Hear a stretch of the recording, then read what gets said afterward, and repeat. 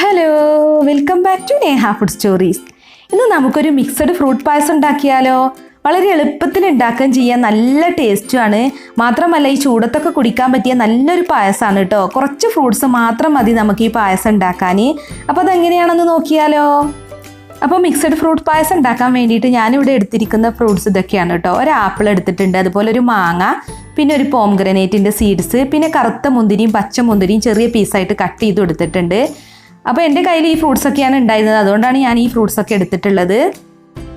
പുളിയില്ലാത്ത നല്ല മധുരമുള്ള ഫ്രൂട്ട്സ് നോക്കിയിട്ട് വേണം കേട്ടോ പായസം ഉണ്ടാക്കാൻ വേണ്ടിയിട്ട് എടുക്കേണ്ടത്. നിങ്ങൾക്ക് ഇഷ്ടമുള്ള ഫ്രൂട്ട്സൊക്കെ എടുക്കാം. അപ്പോൾ ഫ്രൂട്ട്സൊക്കെ ഞാനൊരു ബൗളിലോട്ട് ഇട്ട് കൊടുത്തിട്ടുണ്ട്. ഇനി ഇതിലേക്ക് ഒരു 1/4 കപ്പോളം പഞ്ചസാര ഇട്ട് കൊടുക്കാം. എന്നിട്ട് ഇത് നല്ല പോലെ ഒന്ന് മിക്സ് ചെയ്യുക. ഇനി ഈ പഞ്ചസാര മെൽറ്റായിട്ട് ഈ ഫ്രൂട്ട്സിലേക്ക് നന്നായിട്ട് പിടിക്കണം. അപ്പോൾ അതുവരെ നമുക്കിതൊന്ന് മാറ്റി വെക്കാം. അപ്പോൾ ഫ്രൂട്ട്സും പഞ്ചസാരയൊക്കെ മിക്സ് ആവുന്ന സമയം കൊണ്ട് നമുക്ക് പായസത്തിലേക്കുള്ള പാലൊന്ന് തിളപ്പിച്ചെടുക്കണം. അപ്പോൾ അതിന് വേണ്ടിയിട്ട് ഞാനിവിടെ 1 ലിറ്റർ പാലാണ് കേട്ടോ എടുത്തിരിക്കുന്നത്. പിന്നെ ഇപ്പോൾ നമ്മൾ പായസം ഉണ്ടാക്കാൻ വേണ്ടിയിട്ട് പ്രത്യേകിച്ച് ഫ്രൂട്ട്സ് ഒന്നും വാങ്ങേണ്ട കാര്യമൊന്നുമില്ല കേട്ടോ. അപ്പോൾ ചൂടുകാലമല്ലേ, അപ്പോൾ എല്ലാവരുടെ വീട്ടിലും എന്തെങ്കിലും ഒരു 3-4 ഐറ്റം ഫ്രൂട്ട്സ് ഒക്കെ ഉണ്ടാവും. അപ്പോൾ അതൊക്കെ ചേർത്തിട്ട് തന്നെ പായസം ഉണ്ടാക്കിയാൽ മതി. പാലിപ്പോൾ ഇവിടെ നല്ല പോലെ തിളച്ച് വന്നിട്ടുണ്ട്. അപ്പോൾ അതൊന്ന് സിമ്മിലേക്ക് ഇട്ട് കൊടുക്കുക. ഇനിയിപ്പോൾ നമുക്ക് ഈ പായസത്തിലേക്ക് ചേർക്കാനുള്ളത് സേമിയാണ് കേട്ടോ. അപ്പോൾ ഞാൻ 250 ml കപ്പിന് 1 കപ്പ് സേമിയാണ് ഇതിലേക്ക് ചേർക്കുന്നത്. അപ്പോൾ ഞാൻ ആൾറെഡി വറുത്ത സേമിയാണ് ഇട്ടിട്ടുള്ളത്. പിന്നെ മാത്രമല്ല ചെറിയ തിന്നായിട്ടുള്ള സേമിയാണ് കേട്ടോ ഞാൻ എടുത്തിരിക്കുന്നത്. അപ്പോൾ നിങ്ങളുടെ സേമിയ വറുത്തിട്ടില്ല എന്നുണ്ടെങ്കിൽ ഒന്ന് വറുത്തിട്ട് വേണം ചേർക്കാൻ. ഇനി ഇതിലേക്ക് മധുരത്തിന് ആവശ്യമായിട്ടുള്ള പഞ്ചസാര ഇട്ട് കൊടുക്കാം. ഞാനിപ്പോൾ 1/2 കപ്പ് പഞ്ചസാരയാണ് ചേർക്കുന്നത്. പിന്നെ നമ്മളിതിലോട്ട് കണ്ടൻസ്ഡ് മിൽക്ക് ചേർക്കുന്നുണ്ട്. പിന്നെ നമ്മൾ ആൾറെഡി ഫ്രൂട്ട്സിലൊക്കെ പഞ്ചസാര ചേർത്ത് മിക്സ് ചെയ്ത് വെച്ചിട്ടുമുണ്ട്. അപ്പോൾ സേമിയ വേവുന്നത് വരെ ഒന്ന് വേവിച്ചെടുക്കുക. പെട്ടെന്ന് തന്നെ വേവും, നല്ല തിന്നായിട്ടുള്ള സേമിയ ആയതുകൊണ്ട്.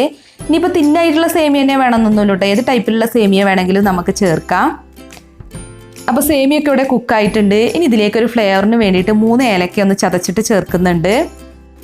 അപ്പോൾ ഇനി നമുക്ക് പായസത്തിലോട്ട് കണ്ടൻസ്ഡ് മിൽക്ക് ചേർക്കാം. ഞാനിപ്പോൾ 2 ടേബിൾ സ്പൂൺ കണ്ടൻസ്ഡ് മിൽക്കാണ് ചേർക്കുന്നത്. അപ്പോൾ നല്ല മധുരം ആവശ്യമുള്ളവർക്ക് വേണമെന്നുണ്ടെങ്കിൽ 4 ടേബിൾ സ്പൂൺ വരെയൊക്കെ ചേർക്കാം കേട്ടോ. പിന്നെ നമ്മൾ ആൾറെഡി പായസത്തിൽ പഞ്ചസാര ചേർത്തിട്ടുണ്ട്. പിന്നെ ഫ്രൂട്ട്സിലും പഞ്ചസാര മിക്സ് ചെയ്ത് വെച്ചിട്ടുണ്ട്.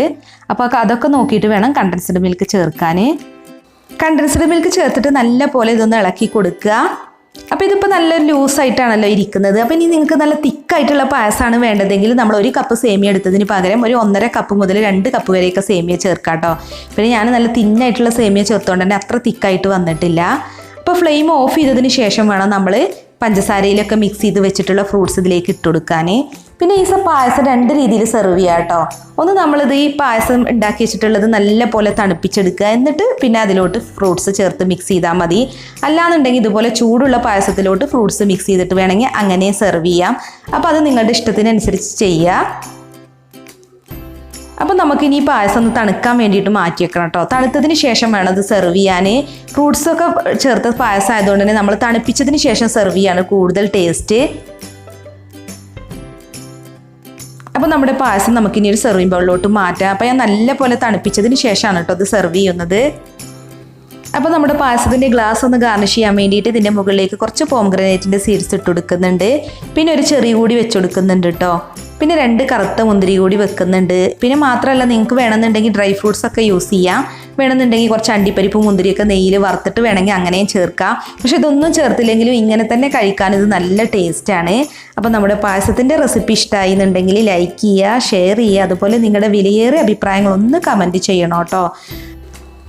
അപ്പോൾ ഔട്ട്ഡ്രോ പറയുന്നതിന് മുമ്പ് ഞാൻ നിങ്ങൾക്ക് ഇന്ന് ട്രെൽ എന്നൊരു ആപ്പിനെ കുറിച്ച് പരിചയപ്പെടുത്തി തരാം.